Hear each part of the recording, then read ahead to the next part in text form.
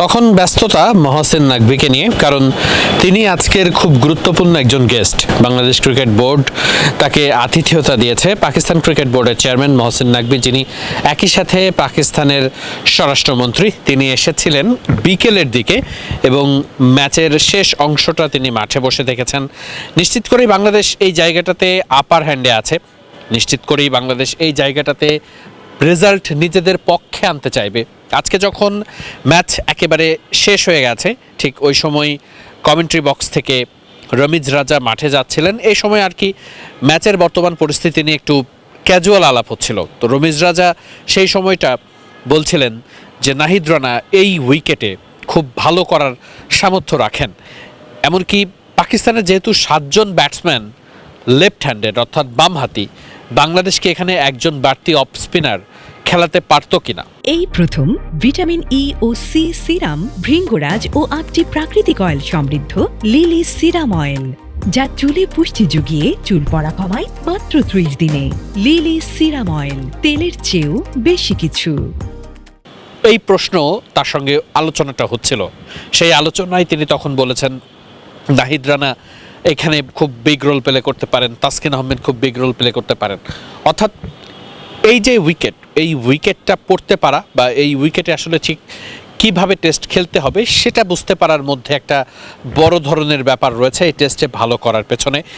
এবং সেই জায়গাটাতে আমার কাছে মনে হয়েছে যে বাংলাদেশ প্রথম দিনে লেটার মার্কই পাবে, কারণ এইখানে বাংলাদেশের পক্ষ থেকে আজকে প্রেস কনফারেন্সে এসেছিলেন মমিনুল হক সৌরভ। তিনি কিন্তু বলে গেছেন যে বাংলাদেশ দল, আমরা আরেকটা ভিডিওতেও একই কথাই বলেছি, তিনি বলেছেন যে বাংলাদেশ দল যদি টস জিততো তাহলে বাংলাদেশও ব্যাটিং করার সিদ্ধান্তই নিত।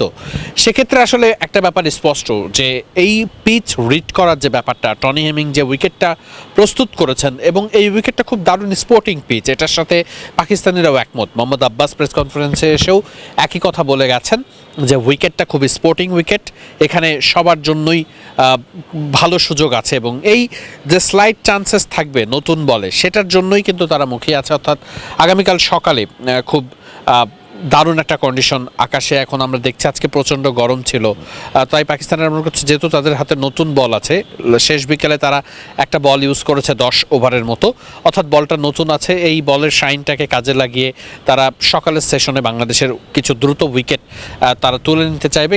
কারণ তারা খুব ভালো করেই জানে যে মুশফিকুর রহিম এবং লিটন দাস তারা দুজন কিন্তু এখন উইকেটে আছেন এবং যদি সকালের সেশনের একটুখানি তারা একটু সেট হয়ে নিতে পারেন তাহলে কিন্তু তাদের পার্টনারশিপটাও ভাঙাটা খুব কষ্ট হবে। এবং শেষের দিকে এরপরে মিরাজ আছেন, তাইজুল আছেন, তারাও কিন্তু আসলে এই উইকেটে খুব লম্বা সময় ব্যাটিংটা ক্যারি করতে পারবেন।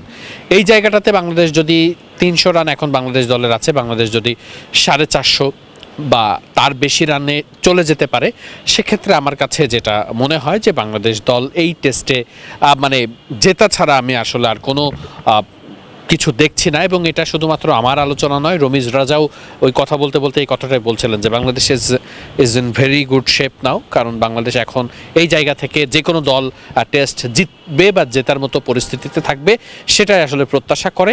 অবশ্যই আপনি টেস্ট জিততে হলে কিন্তু প্রতিপক্ষের 20টা উইকেট আপনাকে নিতে হবে। এক্ষেত্রে বিগ রোলটা আসলে বাংলাদেশের বোলারদের, অর্থাৎ যেহেতু উইকেটে খুব বলটা ভালো ব্যাটে আসছে তাই উইকেটকে কাজে লাগিয়ে মাথা খাটিয়ে ব্যাটসম্যানের যে দুর্বল জায়গাগুলো আছে সেইগুলোকে কাজে লাগিয়ে বাংলাদেশের বোলারদের পাকিস্তানের ব্যাটসম্যানদের আউট করতে হবে। বাবর আজম না থাকাতে পাকিস্তান মেন্টালি কিছুটা ভেঙে পড়ার কথা, কারণ শেষ মুহূর্তে পাকিস্তান কিন্তু বাবর আজমকে মিস করতে হয়েছে। গতকাল রাতে তারা নিশ্চিত করতে পেরেছে যে বাবর আজম আজকের ম্যাচে খেলবে না, তাই খুব স্বাভাবিকভাবেই ডেবুট্যান্ট যারা আছেন, নতুন করে অভিষিক্ত হয়েছেন, তারা নিশ্চয়ই ভালো করে প্রমাণ করতে চাইবেন নিজেদের। কিন্তু অবশ্যই বাবর আজমের মতো একটা বড় ক্রিকেটার, মিরপুরের মতো টিপিক্যাল উইকেট, মানে যেটা খুব যেখানে আপনি মাথা দিয়ে খেলতে হয়, অনেক কনসেন্ট্রেশন দিয়ে ব্যাটিংটা করতে হয়, সেখানে যখন বাবর আজম খেলতে পারবেন না সেটা পাকিস্তানের জন্য অবশ্যই একটা দুশ্চিন্তার ব্যাপার। এবং পাকিস্তান নিশ্চিত করেই সেই ব্যাপারটা বাংলাদেশের বলাররা কাজে লাগাতে চাইবেন। অ্যান্ড অ্যান্ড আপনারা জানেন মানে নাহিদ রানা যদি তার নিজের দিন থাকে তাহলে আসলে এই রান অনেকে মনে করছেন যে নাহিদ রানা যদি ওই রকম ফর্মে যে ফর্মটা আমরা দেখছি গত কয়েক ম্যাচে সেটা যদি কন্টিনিউ থাকে তাহলে কি বাংলাদেশ অনেক বড় ব্যবধানেও জিততে পারে কিনা এমন আলোচনাও চলছে। বাট সব কিছু আসলে সময়ের অপেক্ষা। আগামীকালকে সকাল আগে বাংলাদেশের ব্যাটিংটা ভালো হওয়া দরকার। বাংলাদেশ 450 বা তেমন রান যদি বাংলাদেশ করতে পারে তাহলে সেই জায়গাটাতে বাংলাদেশের বলাররাও কিন্তু খুব ফ্রি মাইন্ডে পাকিস্তানকে প্রেশার ক্রিয়েট করে ওই জায়গাটাতে চেপে ধরার বড় সুযোগ পাবে। আপাতত বাংলাদেশ বেশ ভালো অবস্থানে আছে। মিরপুর শেরেবাংলা জাতীয় ক্রিকেট স্টেডিয়াম থেকে এটাই ছিল সবশেষ আপডেট।